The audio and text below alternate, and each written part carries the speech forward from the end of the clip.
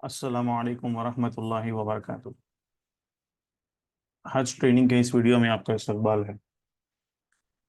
इस वीडियो में मैं आपके साथ महरम किसको कहते हैं और औरतों के साथ हज पे जाने के लिए महरम की जो ज़रूरत है उसका क्या मतलब है और महरम की लिस्ट क्या है और रिपीटर हाजी का हज कमेटी में क्या रूल है, ये इंशाल्लाह इंफॉर्मेशन आपके साथ में शेयर करूँगा। तो टोटल 4 पॉइंट पे मैं इस वीडियो में बात करूँगा कि पहले महरम किसको कहते हैं, महरम की लिस्ट क्या है मर्दों और औरतों के लिए, और फीमेल हाजी विदाउट महरम का जाना कैसे है, शरीयत की रूह में जा सकते हैं नहीं जा सकते हैं, और रिपीटर हाजी का रूल क्या है, या रिपीटर हाजी अगर जा सकते हैं तो वो कौन सी कंडीशन में जा सकते हैं। तो सबसे पहले पॉइंट पे आते हैं कि महरम क्या है। तो महरम ये ऐसा लफ्ज़ है जिसका अक्सरों को जो है मतलब अभी भी पता नहीं है कि महरम किसको कहते हैं।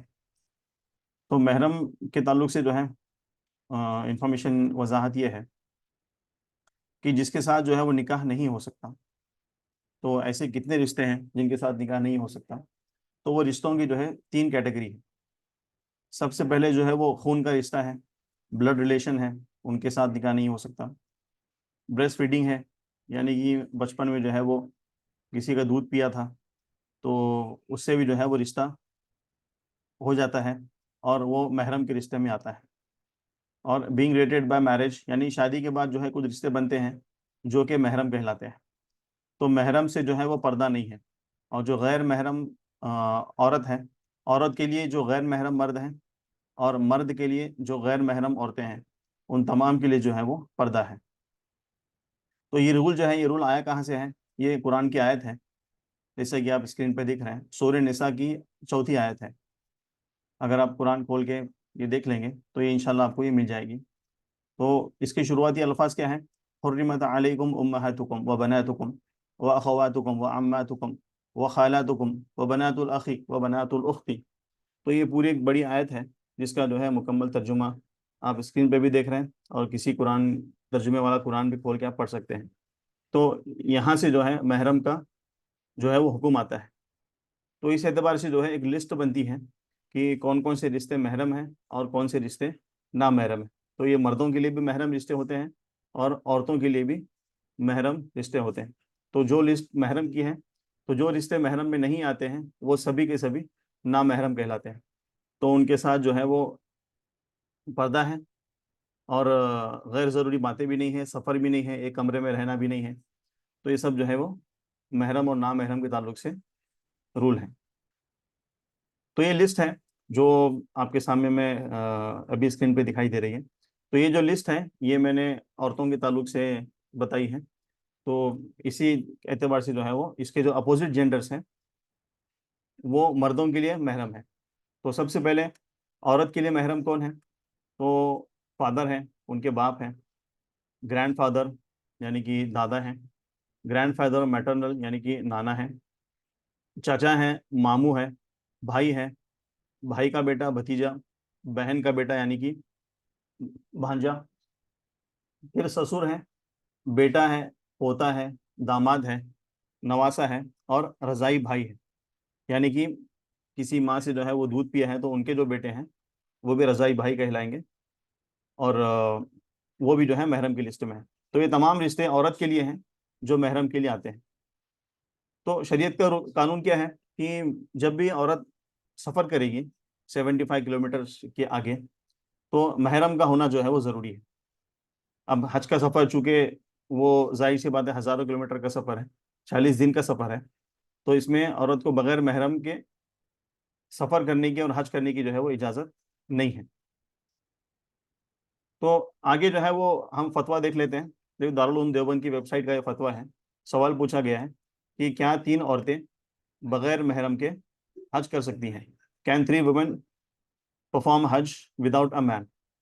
तो इसका जवाब क्या है कि according to fiqh Hanafi, a woman can not go to perform hajj without her mahram, but for woman who is above 60 years old there is no such restriction.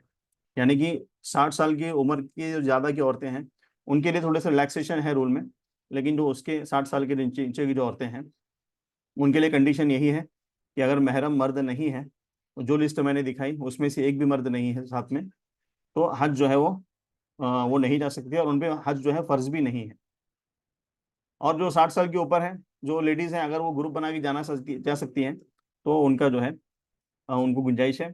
फिर भी आप जो है, जो 60 साल की उम्र की लड़के हैं, जो लड़कियां हैं, जो औरतें हैं, वो अगर हज को जाना चाहती है तो अपने अपने मुफ्तियान इकराम से जो है वो मसला दरियाफ्त कर लें। तो ये जो है फतवा है। और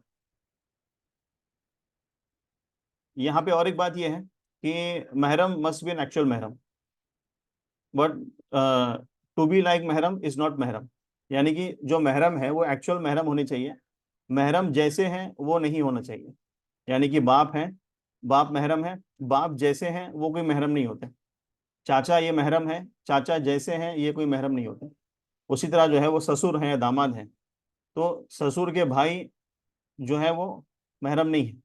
दामाद है लेकिन दामाद के भाई जो है वो महरम नहीं है। दामाद के अगर बड़े भाई भी होंगे तो वो भी जो है महरम नहीं है। तो महरम का जो है एक्चुअल महरम होना जरूरी है। महरम जैसा होना या महरम लाइक होना, इसको महरम नहीं कहते हैं। और दूसरा इसमें ये भी एक सवाल है कि all female in group should have their own valid mahram. Female can not accompany their other females who have their own mahram. यानी कि दो औरतें हैं, एक औरत का जो है महरम है, शोहर है, और दूसरी औरत ये कही कि मैं जो है इस औरत के साथ में जाती हूँ क्योंकि उसका महरम साथ में जा रहा है, तो ये भी जो है इसकी इजाज़त नहीं है। दोनों औरतों का दो अलग अलग महरम होना जो है वो ज़रूरी है। तो ये मसला भी जो है समझ लें। और यहाँ पे मैंने लिंक दी है, ये फतवे की लिंक है, ये आप ओपन करके भी वेबसाइट पे देख सकते हैं। तो इसके आगे बढ़ते हैं। रिपीटर हाजी, यानी जो हज कमेटी से पहले हज कर चुके हैं, उनके ताल्लुक से जो है हज कमेटी का रूल क्या है कि repeater male female is not allowed in हज कमेटी। आपने ज़िंदगी में कभी भी हज कमेटी से हज किया है, 2 साल, 3 साल, 4 साल, 10 साल, 15 साल पहले, तो आप जो है आपको इजाज़त नहीं है। अगर आपको फिर भी हज पे जाना है तो पीटीओ से चले जाएं, प्राइवेट टूर ऑपरेटर से आप हर साल भी हज कर सकते हैं। Repeater male is allowed only if there is a first time female and male is valid महरम। यानी कि अगर कोई आदमी है जो अपनी अम्मी के साथ में या बीवी के साथ में पहले हज कर चुका है, और अगर अम्मी के साथ में हज किया है, वापस बीवी के साथ में हज को जाना है, तो वो वैलिड महरम बन के हज कमेटी से जा सकता है। इसकी इसकी इजाज़त है। तो ये हज कमेटी का एक नोटिफिकेशन है जो उस बात को जो है वो क्लेरिफाई करता है। और अगर कोई मर्द है वो महरम बन के जा रहे हैं, तो आपको हज का फॉर्म सबमिट करते वक्त यहाँ पे आपको आर यू परमिसिबल रिपीटर महरम, तो यहाँ पे आपको यस सेलेक्ट करना है। और ये हज कमेटी के गाइडलाइंस हैं जिसमें ये सब इंफॉर्मेशन, पूरी गाइडलाइंस जो है वो लिखी हुई है। तो इसको भी एक मरतबा आप खोल के पढ़ सकते हैं। ये पूरी गाइडलाइंस है, इसको आप जो है पढ़ सकते हैं। तो उम्मीद करता हूँ कि महरम किसको कहते हैं और महरम की लिस्ट क्या है, और हज कमेटी से जो है वो रिपीटर हाजी का और महरम रिपीटर का कानून क्या है, ये आपको पता चल गया होगा। जज़ाकल्लाह। अस्सलाम वालेकुम।